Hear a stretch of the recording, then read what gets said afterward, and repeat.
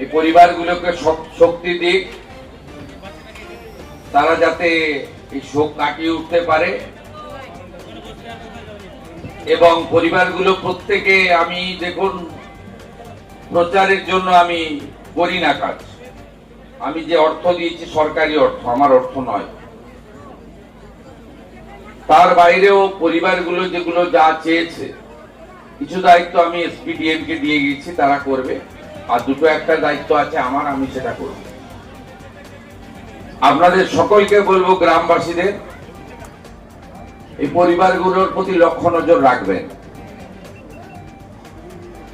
এবং 3টি পরিবার, একজন তো সৌদিতে থাকে আর দুজন তো দেখলাম পরিযায়ী শ্রমিক বাইরে থাকেন, তারা ফিরে এসেছেন ট্রেনে।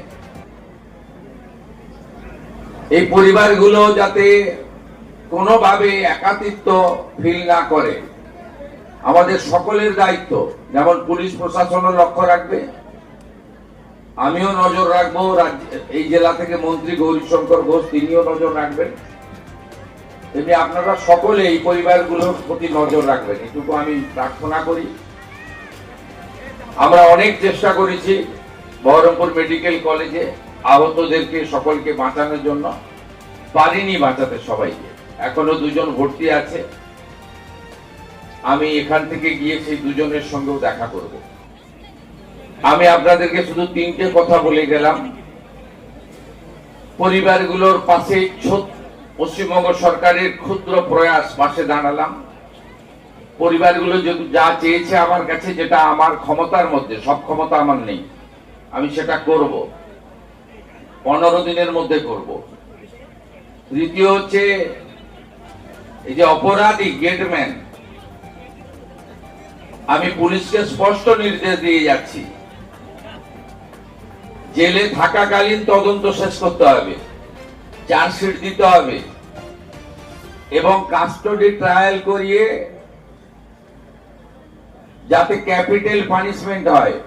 পুলিশ সুপার, ডিআইজি আছেন, তারা যেমন দেখবেন, ডিএম সাহেবকেও দেখতে হবে, স্পেশাল পিপি অ্যাপয়েন্ট করে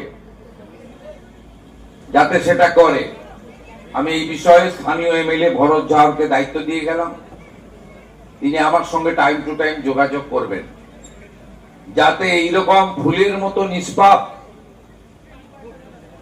এত সুন্দর একরত্তি, আমাদের ভবিষ্যৎময়, এইরকম ঘটনা যাতে আর কারো না ঘটে, এটাই প্রার্থনা থাকবে। এবং কর্ণসুবর্ণ রেল গেটে যাতে আরো সুরক্ষা বৃদ্ধি হয়, ডিএম সাহেব রেলের সঙ্গে কথা বলবেন।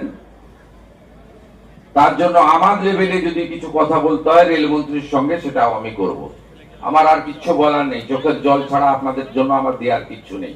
সবাই ভালো থাকবেন।